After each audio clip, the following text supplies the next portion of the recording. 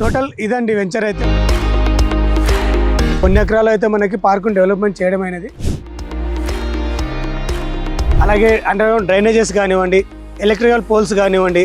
So ఇలా మొత్తం ఎమ్యూనిటీస్ని అయితే మనం ఈ వెంచర్లో ప్రైవేట్ చేస్తున్నాము.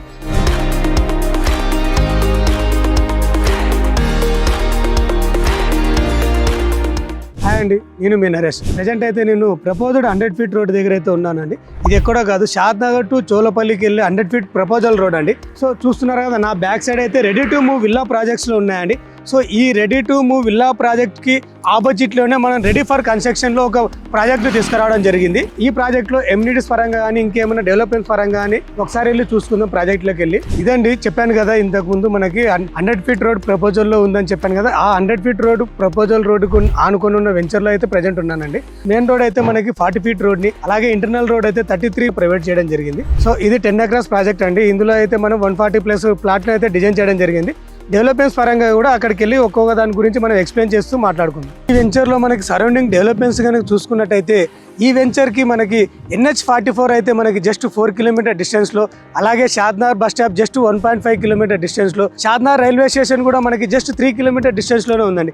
సో షాద్నగర్లోనే మనం ఎందుకు ఇన్వెస్ట్మెంట్ చేయాలంటే ఇందులో మనకి షాపింగ్ మాల్స్ కానివ్వండి, అలాగే స్కూల్స్ పరంగా కానివ్వండి, అలాగే డెవలప్మెంట్స్ పరంగా కానీ ఇన్ఫ్రా పరంగా కానివ్వండి, అన్ని విధాలుగా చూసుకున్నట్టయితే ఈ వెంచర్ హైలైట్స్ అని చెప్పుకోవచ్చు అండి. ఇందులో ఇంకా ఈ వెంచర్ సరౌండింగ్స్ మనకి డెవలప్మెంట్స్ చూసుకున్నట్టయితే అమెజాన్ డేటా సెంటర్, అలాగే మైక్రోసాఫ్ట్ డేటా సెంటర్, అలాగే SEZ Chandanavalli SEZ, Mekaguda SEZ, Elikatta SEZ, ఇలాగా ఈ సెజ్జులన్నిటికీ సరౌండింగ్స్ మనకి జస్ట్ 5 మినిట్ డిస్టెన్స్లోనే ఉన్నాయండి.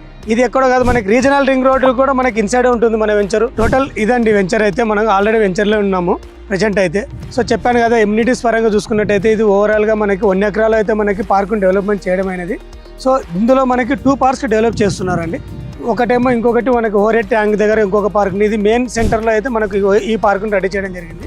సో ఇందులో తీసుకున్న వాళ్ళకైతే మనకి నేమ్ బోర్డును కూడా అమర్చడం జరిగింది. అలాగే మనకి ఎవ్రీ ప్లాట్కి కానీ ట్యాప్ కనెక్షన్ అండ్ అలాగే అండర్ గ్రౌండ్ డ్రైనేజెస్ కానివ్వండి, ఎలక్ట్రికల్ పోల్స్ కానివ్వండి.